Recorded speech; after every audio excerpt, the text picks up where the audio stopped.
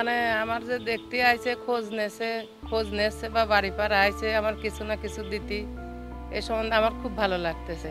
আমার স্বামী মারা গেছে 4 মাসের মধ্যে আমার বাড়িতে কেউ এসে বলি নাই যে আচ্ছা তোমরা কি খাইছো বা কেমন চলতেছে, আমার বেতন বন্ধ, আমি খুব সমস্যায় আছি। তে আমার বাড়িতে আইছে, আমার যা দেখছে আমি খুব খুশি হয়েছি। দলের প্রতি ভালোবাসা তো আছে, আমার স্বামী ছিল এই দলে, আমার ভালোবাসা তো আছে এই দলের প্রতি।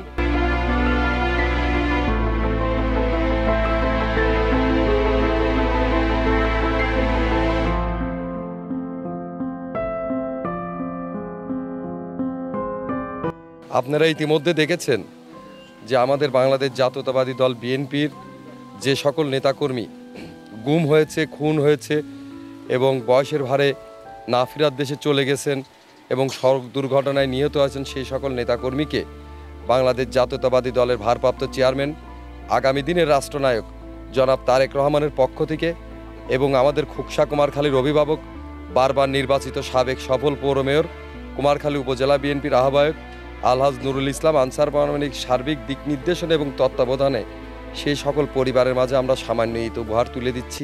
শিয়া বাটার ও ভিটামিন ই সমৃদ্ধ লিলি হালাল বিউটি সোপ, যাতে নেই কোনো অ্যালকোহল, নেই কোনো অ্যানিমাল ফ্যাট, এমনকি নেই কোনো ক্ষতিকর প্যারাবেন। আগুনে পোড়ার পর আমার এলাকার বাসী সর্বপ্রথম আমাদের সার্বিক সহযোগিতা করেছে।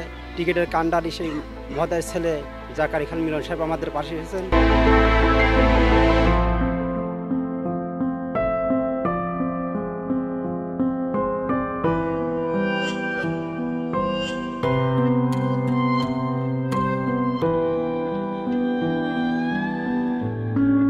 আজকে আনসার পারমাণিক ছেলে মিলনে আসছিল, ঈদ উপলক্ষে আমাদের কিছু ঈদ উপহার দিয়েছে।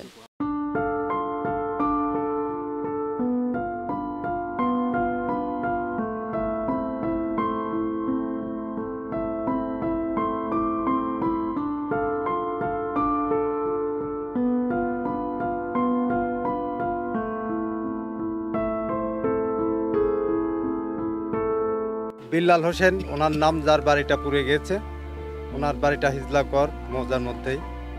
উনি গরিব মানুষ। আজকে নুরুল ইসলাম আনসার পারমাণিকের ছেলে মিলন পারমাণিক আসছিল, সে তার ঈদ উপলক্ষে ঈদের তার পরিবারের জন্য ঈদের যেসব প্রয়োজন ঈদের উপহার সেগুলো দিয়ে গেল। লিলি হালাল বিউটি সোপ, বিএসটিআই কর্তৃক সনদপ্রাপ্ত দেশের প্রথম হালাল বিউটি সোপ, দীপ্তিময় উজ্জ্বল ত্বকের জন্য। এই উপহারটা আমরা চেষ্টা করছি প্রতিটা পরিবারের মাঝে, ক্ষতিগ্রস্ত পরিবারের মাঝে যারা যে সকল সুবিধা বঞ্চিত পরিবার আছে এবং যে সকল পরিবার আগুনে পুড়ে গেছে, তারপরে বিভিন্নভাবে ক্ষতিগ্রস্ত হয়েছে, বিগত পতিত ফ্যাসিস্ট সরকার আমলে খুন হয়েছে, গুম হয়েছে, সেই সকল পরিবারের মাঝে সামান্য হাসি ফোটানোর জন্য আমাদের এই চেষ্টা।